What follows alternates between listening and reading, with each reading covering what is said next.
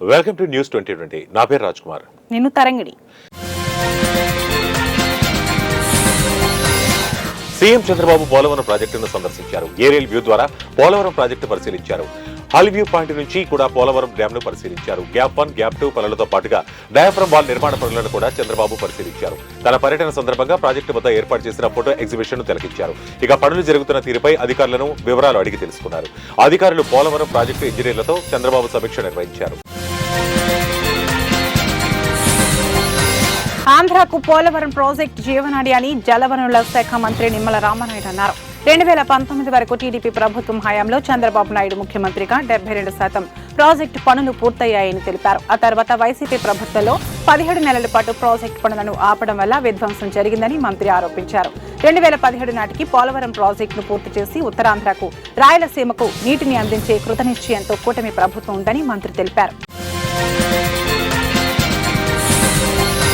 కృష్ణా జిల్లా గన్నవరం మండలం కొండపాపులూరులోని జాతీయ విపత్తు నిర్వహణ సంస్థ సౌత్ క్యాంపస్ ను హోంమంత్రి వంగలపూడి అనిత సందర్శించారు.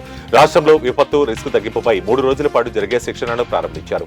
రాష్ట్రంలో విపత్తులను ఎలా ఎదుర్కోవాలి అనే అంశంపై వివిధ శాఖల అధికారులకు అవగాహన కల్పించారు. సముద్రంలో వేటగాళ్లను అప్రమత్తం చేసే సాంకేతిక పరికరాలను కూడా గత ప్రభుత్వం మూలన పడేసిందని హోంమంత్రి అనిత అన్నారు. నంద్యాల జిల్లా ఆళ్లగడ్డ నియోజకవర్గంలో మరిన్ని నూతన పరిశ్రమలను తీసుకుని వచ్చి నిరుద్యోగులకు శాశ్వతంగా నిరుద్యోగ సమస్యలు నిర్మూలించి అండగా నిలుస్తామని ఆళ్లగడ్డ ఎమ్మెల్యే భూమా అఖిలప్రియ హామీ ఇచ్చారు. ఉయ్యాలవాడ మండలంలో గోవిందపల్లి గ్రామంలో 400 కోట్ల వ్యయంతో నిర్మించ తలపెట్టిన సోలార్ పవర్ ప్రాజెక్టు నిర్మాణం పనులకు ఎమ్మెల్యే భూమా అఖిలప్రియ శంకుస్థాపన చేశారు. ఢిల్లీకి చెందిన సెల్ కంపెనీ సౌజన్యంతో 350 ఎకరాల విస్తీర్ణంలో సోలార్ పవర్ ప్రాజెక్టును చేపట్టారు. అనంతపురం జిల్లా కళ్యాణదుర్గం టీడీపీ ప్రజావేదికలో ఉచిత డీఎస్సీ మెటీరియల్ అందజేశారు. కూటమి ప్రభుత్వం ఎన్నికల్లో ఇచ్చిన హామీల్లో భాగంగా డీఎస్సీ నోటిఫికేషన్ విడుదల చేశారు. కళ్యాణదుర్గం ఎమ్మెల్యే అమిరినేని సురేంద్రబాబు సౌజన్యంతో ఉచిత కోచింగ్ సెంటర్లో శిక్షణ పొందిన అభ్యర్థులు టెట్లో మంచి మార్కులు సాధించిన వారికి డీఎస్సీ మెటీరియల్ అందజేశారు. పేదల వైద్యానికి కూటమి ప్రభుత్వం అత్యధిక ప్రాధాన్యత ఇస్తోందని అవనిగడ్డ ఎమ్మెల్యే మండలి బుద్ధప్రసాద్ అన్నారు. సోమవారం అవనిగడ్డలోని ఎమ్మెల్యే కార్యాలయంలో సీఎంఆర్ఎఫ్ చెక్కుల పంపిణీ కార్యక్రమం జరిగింది. 13 మందికి 11 లక్షలను ముఖ్యమంత్రి సహాయ నిధి ద్వారా అందజేశారు. కూటమి ప్రభుత్వం అధికారులకు వచ్చిన 6 నెలల్లోనే సీఎం రిలీఫ్ ఫండ్ ద్వారా 72 మంది పేదలకు 52 లక్షల ఆర్థిక సహాయం అందించినట్లు తెలిపారు. తెలంగాణ అసెంబ్లీ సమావేశాలు ఇవాళ ప్రారంభమైన విషయం తెలిసిందే. అయితే విపక్ష సభ్యుల ఆందోళనతో శాసనసభను స్పీకర్ గడ్డం ప్రసాద్ రేపటికి వాయిదా వేశారు. లగచర్ల అంశంపై శాసనసభలో చర్చకు బీఆర్ఎస్ పట్టుబట్టింది. పర్యాటక శాఖపై కాకుండా లగచర్ల రైతుల బేడీల విషయంలో చర్చ చేపట్టాలని బీఆర్ఎస్ ఎమ్మెల్యేలు డిమాండ్ చేశారు. చర్చకు అనుమతించాలని ప్లకార్డులు పట్టుకుని నిరసన తెలియజేశారు. దీంతో సభ్యుల ప్లకార్డులు తీసుకురావాలని మార్షల్స్ కి స్పీకర్ ఆదేశాలు ఇచ్చారు. రాష్ట్రంలో ప్రభుత్వ ఉద్యోగాల భర్తీపై డిప్యూటీ సీఎం భట్టి విక్రమార్క కీలక వ్యాఖ్యలు చేశారు. ఉద్యోగ ఖాళీలను అంచనా వేసి టీజీపీఎస్సీ ద్వారా పరీక్షల నిర్వహణ చేపడుతున్నట్లు పేర్కొన్నారు. జాబ్ క్యాలెండర్ ప్రకారమే నోటిఫికేషన్లను విడుదల చేస్తామని స్పష్టం చేశారు. ప్రశ్నపత్రాల లీక్, మాల్ ప్రాక్టీస్ జరగకుండా పారదర్శకంగా పరీక్షల నిర్వహణ చేపడుతున్నారని వివరించారు. ఉద్యోగాల భర్తీ కోసమే జాబ్ క్యాలెండర్ ప్రకటించామని తెలిపారు. దశల వారీగా ఉద్యోగాల భర్తీ చేపడుతున్నామన్నారు. అసెంబ్లీలో బీఆర్ఎస్ ఎమ్మెల్యేలను కట్టడి చేయడం ద్వారా వైఫల్యాలు బయటకు రాకుండా చూసుకోవాలని ప్రభుత్వం భావిస్తోందని బీఆర్ఎస్ వర్కింగ్ ప్రెసిడెంట్ కేటీఆర్ విమర్శించారు. శాసనసభలో ఎన్నడూ లేని విధంగా ఇప్పుడు పరిమితులు విధిస్తున్నారని విమర్శించారు. ఎమ్మెల్యేలను శాసనసభ వైపు రాకుండా చేసిన తీరు సరికాదన్నారు. బీఆర్ఎస్ హయాంలో మాజీ ఎమ్మెల్యేలు వచ్చి మంత్రులు, ముఖ్యమంత్రిని కలిసే అవకాశం ఉండేదన్నారు. బీఎస్సీ అంటే బిస్కెట్ అండ్ చాయ్ సమావేశం కాదని BRS senior MLA Harish Rao ఎద్దేవా చేశారు. అసెంబ్లీ సమావేశాలను కనీసం 15 రోజులు నిర్వహించాలని తాము బీఎస్సీలో అడిగామని, కానీ ఎన్ని రోజులు నడుపుతామనే విషయాన్ని ప్రభుత్వం చెప్పలేదని, దీంతో తాము వాకౌట్ చేశామన్నారు. రేపు లగచర్ల అంశంపై అసెంబ్లీలో చర్చకు డిమాండ్ చేస్తున్నట్లు చెప్పారు. చర్చ చేపట్టినప్పుడు ఒకరోజు ప్రభుత్వానికి, మరొక రోజు విపక్షానికి అవకాశం ఇవ్వడం సంప్రదాయమన్నారు. శాసనసభలో బూతులు మాట్లాడే వారికి స్పీకర్ గడ్డం ప్రసాద్ అవకాశం ఇస్తున్నారని, ఆయన ప్రభుత్వంలో భాగస్వామ్యం కాకూడదని మాజీ మంత్రి బీఆర్ఎస్ నేత జగదీష్ రెడ్డి అన్నారు. బీఆర్ఎస్ సీనియర్ సభ్యులు మాట్లాడేందుకు టైం ఇవ్వాలని అడిగితే మీ పేరు లేదని చెప్పి అధికార పక్షం వాళ్ళకి పేరు లేకున్నా బూతులు మాట్లాడే వారికి స్పీకర్ సమయం ఇస్తున్నారని, అంతేకాకుండా మా ప్రశ్నలు వచ్చే సమయానికి సభను వాయిదా వేస్తున్నారని ఆరోపించారు. స్పీకర్ ప్రభుత్వంలో భాగం కాకూడదని హితవు పలికారు. ఎప్పుడూ వివాదాల్లో నిలిచే జ్యోతిష్యుడు వేణుస్వామి మరోసారి సంచలన వ్యాఖ్యలు చేశారు. సంధ్యా థియేటర్ తొక్కిసలాట ఘటనలో చర్లపల్లి జైల్లో ఒక రాత్రి గడిపిన అల్లు అర్జున్ ఉద్దేశించి ఆయన ఆసక్తికర వ్యాఖ్యలు చేశారు. జైలుకు వెళ్లిన వాళ్ళందరూ ముఖ్యమంత్రులు అవుతున్నారని, కాబట్టి అల్లు అర్జున్ కూడా భవిష్యత్తులో సీఎం అవుతారని అన్నారు. తాడేపల్లి టీడీపీ కేంద్ర కార్యాలయంలో మాజీ మంత్రి దేవినేని ఉమా, పార్టీ అధికార ప్రతినిధి, లెదర్ ఇండస్ట్రీస్ కార్పొరేషన్ చైర్మన్ పిల్లి మాణిక్యాలరావు, జాతీయ ప్రధాన కార్యదర్శి మాజీ మంత్రి కెఎస్ జవహర్ గ్రీవెన్స్ కార్యక్రమం నిర్వహించారు. పలువురు తమ సమస్యలను దరఖాస్తుల రూపంలో నేతలకు అందజేశారు. సినీ నటుడు మోహన్ బాబు విషయంలో అంతా చట్ట ప్రకారమే జరుగుతోందని, అరెస్టు విషయంలో ఆలస్యం లేదని రాచకొండ పోలీస్ కమిషనర్ సుధీర్ బాబు అన్నారు. ప్రస్తుతం విచారణ జరుగుతోందని చెప్పారు. మోహన్ బాబును విచారించేందుకు మెడికల్ సర్టిఫికెట్ తీసుకోవాలని తెలిపారు. మోహన్ బాబుకు తాము ఇప్పటికీ నోటీసులు ఇచ్చామని, అయితే ఆయన డిసెంబర్ 24వ తేదీ వరకు సమయం అడిగారని సిపి చెప్పారు. మంచు కుటుంబంలో తండ్రి తనయులు అన్నదమ్ముల మధ్య వివాదం కొనసాగుతూనే ఉంది. మంచు కుటుంబంలోని సభ్యులు పరస్పరం పోలీసులకు ఫిర్యాదు చేసుకోవడం మీడియాలో ప్రముఖంగా రావడంతో ఈ అంశం సినీ రాజకీయ వర్గాల్లో హాట్ టాపిక్ అయింది. మంచు మనోజ్ తాజా ఆరోపణలతో మరో వివాదం తెరపైకి వచ్చింది. విష్ణు తన ఇంటి వద్ద జనరేటర్లో పంచదార పోయించి విద్యుత్ సరఫరా నిలిపివేయించాడని మనోజ్ ఆరోపిస్తూ ఒక ప్రకటన విడుదల చేశారు.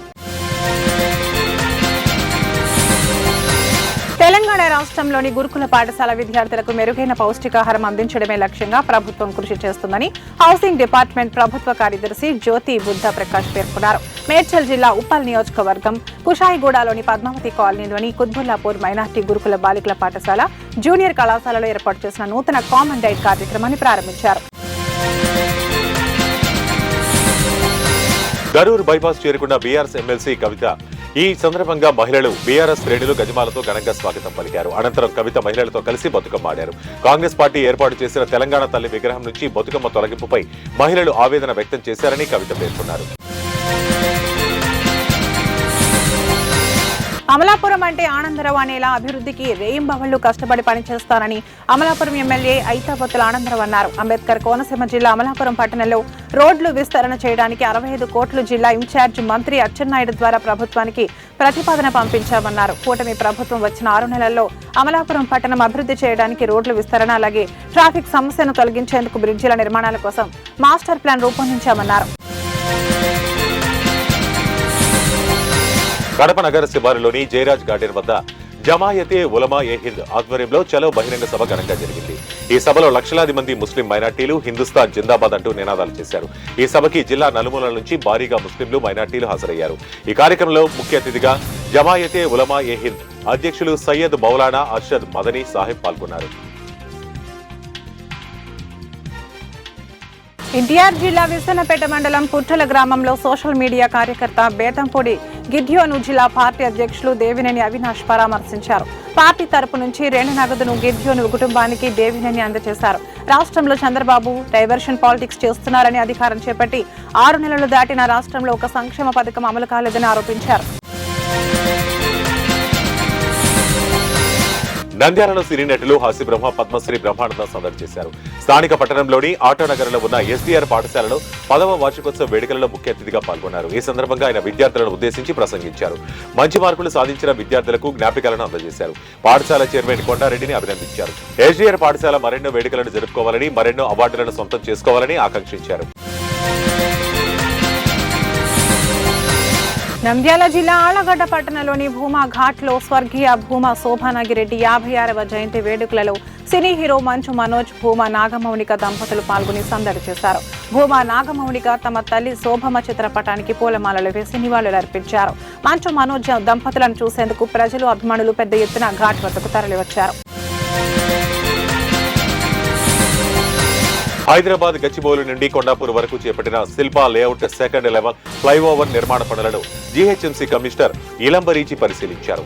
సర్వీస్ రోడ్డుకు సంబంధించిన భూసేకరణ పూర్తి చేయాలని అధికారులకు ఆదేశాలిచ్చారు. భూసేకరణలో ప్రభుత్వ పాఠశాల భవనం కొంత మేరకు కోల్పోతున్నందున విద్యార్థులకు ఎలాంటి ఇబ్బందులు లేకుండా సిఎస్ఆర్ పద్ధతిలో భవన నిర్మాణాలు చేపట్టేందుకు చర్యలు తీసుకోవాలని జోనల్ కమిషనర్ కు ఆదేశాలు జారీ చేశారు. పశ్చిమ గోదావరి జిల్లా భీమవరంలో ఎమ్మెల్యే రామాంజనేయులు పార్టీ కార్యాలయంలో మ్యాజిక్ స్టార్ బోస్ ను సత్కరించారు. మ్యాజిక్ రంగంలో 53 సంవత్సరాలుగా బోస్ చేస్తున్న విశేష కృషికి గుర్తింపుగా ఇటీవల ఇండియా బుక్ ఆఫ్ రికార్డ్ సంస్థ ఆయనకు రికార్డుతో కూడిన సర్టిఫికేట్ ను ప్రదానం చేసింది. మ్యాజిక్ రంగానికి సంబంధించిన సాహితీ రంగంలో బోస్ పలు పత్రికలలో వ్యాసాలు రాశారు. దేశంలోని అత్యధిక మ్యాజిక్ పుస్తకాల రచయితగా గుర్తింపును పొంది ఆ మేరకు సర్టిఫికెట్లను పొందడంపై బోస్ ఆనందం వ్యక్తం చేశారు. వైసీపీ నేత సజ్జల రామకృష్ణారెడ్డి కుమారుడు సజ్జల భార్గవరెడ్డికి ఏపీ హైకోర్టులో స్వల్ప ఊరట లభించింది. భార్గవరెడ్డిపై తొందరపాటు చర్యలు తీసుకోవద్దని పోలీసులకు స్పష్టం చేసింది. చంద్రబాబు, పవన్ కళ్యాణ్, నారా లోకేష్, టీడీపీ, జనసేన నేతలపై సోషల్ మీడియాలో అనుచిత పోస్టులు పెట్టిన వ్యవహారంలో ఆయనపై కేసులు నమోదైన సంగతి తెలిసిందే.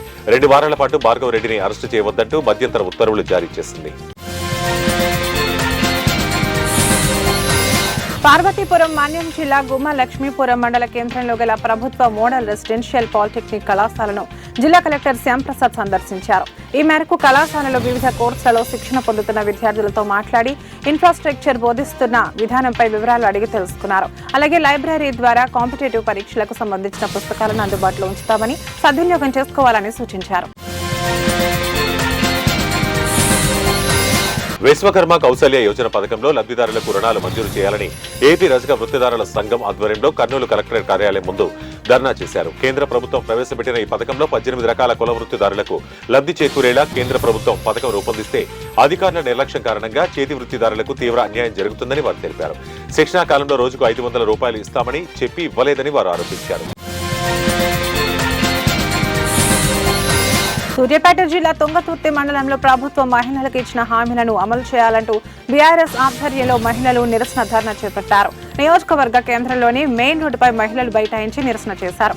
ఇచ్చిన హామీలను అమలు చేయడం లేదంటూ మహిళలు వాపోయారు. కాంగ్రెస్ పార్టీ మహిళలకు నెలకు 2500, ఆడబిడ్డల పెళ్లిళ్లకు తులం బంగారం, రైతు భరోసా వంటి హామీలు ఇచ్చి అమలు చేయడం లేదన్నారు. కర్నూలు ప్రభుత్వ ఆసుపత్రిలో సమస్యలు పరిష్కారం చేయాలని డీవైఎఫ్ఐ ఆధ్వర్యంలో ఆసుపత్రి ఆవరణంలో ధర్నా చేశారు. మందులను బయటకు రాయకుండా ఆసుపత్రిలోనే ఇవ్వాలని వారు డిమాండ్ చేశారు. ఆసుపత్రిలో అన్ని వసతులు కల్పించి పేషెంట్లకు మెరుగైన సేవలు అందించాలన్నారు. ఈ ధర్నా సందర్భంగా ఆసుపత్రి వైద్యులకు, ఆందోళనకారులకు మధ్య వాగ్వివాదం చోటు చేసుకుంది.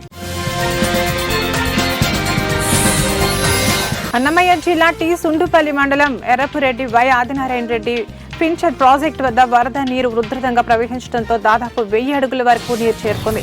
ఈ నేపథ్యంలో ప్రాజెక్టు దిగువ ప్రాంతాల్లో ఉన్న ప్రజలను అధికారులు అప్రమత్తంగా ఉండాలని హెచ్చరించారు. మాజీ ఎమ్మెల్యే బిఎఫ్ మసూదన్ రెడ్డిపై పలు సెక్షన్ల కింద పోలీసులు కేసు నమోదు చేశారు. పట్టణంలోని ఓ అక్రమ హోటల్ నిర్మాణ కూల్చివేతకు అక్కడికి వచ్చిన అధికారులను అడ్డుకుని దూషించడంతో బిఎఫ్ మసూదన్ రెడ్డి వారి అనుచరులపై పోలీసులు కేసు నమోదు చేసినట్టు సమాచారం. పార్వతీపురం మన్యం జిల్లా పాత బస్టాండ్ నుంచి కలెక్టర్ కార్యాలయం వరకు ర్యాలీ చేస్తూ తోపుడు బళ్లు సమస్యలు పరిష్కరించాలని సిఐటియు ఆధ్వర్యంలో వ్యాపారస్తులు ధర్నా చేపట్టారు. తోపుడు బళ్లే జీవనాధారంగా బతుకుతున్న తమకు ఆ బండ్లు తీసివేస్తే ఎలా బతకాలని ప్రశ్నించారు. పండుగ సీజన్ అవడంతో ఉపాధి కోల్పోతున్నామని ఆవేదన వ్యక్తం చేశారు. ఫుట్పాత్ పై చిరు వ్యాపారం చేసుకోవడానికి అవకాశం కల్పించాలని అధికారులను వేడుకున్నారు. బాలీవుడ్ అగ్ర హీరో ప్రభాస్ ఓ సినిమా చిత్రీకరణ సందర్భంగా గాయపడ్డారు. ఓ సీన్ షూట్ చేస్తున్న సమయంలో తన చీలమండ వెనికిందని ప్రభాస్ వెల్లడించారు. తాను నటించిన కల్కి 2898 ఏడీ చిత్రం జపాన్లో జనవరి 3న రిలీజ్ కానుందని, గాయం కారణంగా తాను ఆ సినిమా ప్రమోషన్ కార్యక్రమాల్లో పాల్గొనడం లేదని క్లారిటీ ఇచ్చారు. గాయం కారణంగా వైద్యులు విశ్రాంతి తీసుకోవాల్సి ఉందని సూచించారని వివరించారు. ప్రమోషన్ ఈవెంట్స్ లో డిస్ట్రిబ్యూటర్ల బృందం పాల్గొంటుందని తెలిపారు. నరసింహస్వామి వారిని ఆంధ్రప్రదేశ్ రాష్ట్ర దేవాదాయ శాఖ మంత్రి ఆనం రామనారాయణ రెడ్డి దర్శించుకున్నారు. వీరికి దేవాలయ కమిషనర్ శ్రీరామ సత్యనారాయణ ఆలయ ధ్వజస్తంభం వద్ద పూర్ణ కుంభ స్వాగతం పలికి ఆహ్వానించారు. అమ్మవారి దర్శనానంతరం నాదస్వర వేద మంత్రాలతో మంత్రికి వేద ఆశీర్వచనమిచ్చారు. ఈ సందర్భంగా దేవాదాయ కమిషనర్ రామ సత్యనారాయణ మంత్రిని స్వామివారి శేష వస్త్రంతో సత్కరించి స్వామివారి తీర్థ ప్రసాదాలు, చిత్రపటాన్ని బహుకరించారు. జోగులాంబ గద్వాల జిల్లా మల్లకల్ మండల కేంద్రంలో వెలిసిన శ్రీ స్వయంభూ వెంకటేశ్వర స్వామి బ్రహ్మోత్సవాలలో భాగంగా రథోత్సవం అంగరంగ వైభవంగా జరిగింది. ఈ బ్రహ్మోత్సవాలను తిలకించడానికి 4 రాష్ట్రాల నుంచే కాక విదేశాల నుంచి స్వామివారిని దర్శించుకోవడానికి తండోపతండాలుగా వస్తారని ఈవో సత్యచంద్రారెడ్డి తెలిపారు. సిద్దిపేట జిల్లా ప్రజ్ఞాపూర్ రాజీవ్ రహదారి రింగ్ రోడ్డు వద్ద ఘోర రోడ్డు ప్రమాదం చోటు చేసుకుంది. ఆర్టీసీ బస్సు కారు ఢీకొన్నాయి. ఈ ప్రమాదంలో 5గురికి గాయాలయ్యాయి. కారులో ఉన్న గర్భిణితో పాటు క్షతగాత్రులను చికిత్స నిమిత్తం గజ్వేల్ ప్రభుత్వ ఆసుపత్రికి తరలించినట్లు పోలీసులు వెల్లడించారు. ఓవైపు కామారెడ్డి జిల్లాలో చలి తీవ్రత పెరగడంతో పాటు మరోవైపు శీతల గాలులు వీస్తూ పొగమంచు కమ్మేస్తుంది. దీంతో ప్రజలు ఉదయం రాత్రి వేళల్లో ఇళ్ల నుంచి బయటకు రావటం లేదు. కామారెడ్డిలోని నర్సన్నపల్లి, పాతరాజంపేటతో పాటు పలు గ్రామాలలో పొగమంచు కమ్మేసింది. చిన్నారులు, వృద్ధులు అప్రమత్తంగా ఉండాలని అధికారులు సూచించారు. ప్రఖ్యాత తబలా విద్వాంసుడు జాకీర్ హుస్సేన్ కన్నుమూశారు. రక్తపోటు సంబంధిత సమస్యలతో బాధపడుతున్న ఆయన 2 వారాల క్రితం శాన్ ఫ్రాన్సిస్కోలో ఆసుపత్రిలో చేరారు. పరిస్థితి విషమించడం వల్ల జాకీర్ హుస్సేన్ తుది శ్వాస విడిచినట్లు కుటుంబ సభ్యులు వెల్లడించారు. అయితే ఆయన చనిపోలేదని, పరిస్థితి విషమంగా ఉందని, చికిత్స అందుతోందని కుటుంబ సభ్యులు తెలిపారు. తాజాగా ఆయన మరణాన్ని ధృవీకరించారు. జాకీర్ మృతి పట్ల పలువురు సంతాపం తెలుపుతున్నారు. దేశంలో జమిలీ ఎన్నికలకు సంబంధించిన 2 బిల్లులకు ఈ నెల 12న కేంద్ర కేబినెట్ ఆమోదం తెలిపిన విషయం తెలిసిందే. వీటిలో లోక్సభ, అసెంబ్లీలకు ఒకేసారి ఎన్నికలు నిర్వహించేందుకు ఒక బిల్లు, జమిలీ ఎన్నికల కోసం అవసరమైన రాజ్యాంగ సవరణలకు మరో బిల్లు ఉంది. మాజీ రాష్ట్రపతి రామ్నాథ్ కోవింద్ కమిటీ సిఫార్సులకు అనుగుణంగా న్యాయశాఖ బిల్లు రూపొందించింది. అయితే పార్లమెంటు ముందు 1 నేషన్ 1 ఎలక్షన్ బిల్లు రానున్నట్లు అధికారిక వర్గాలు వెల్లడించాయి.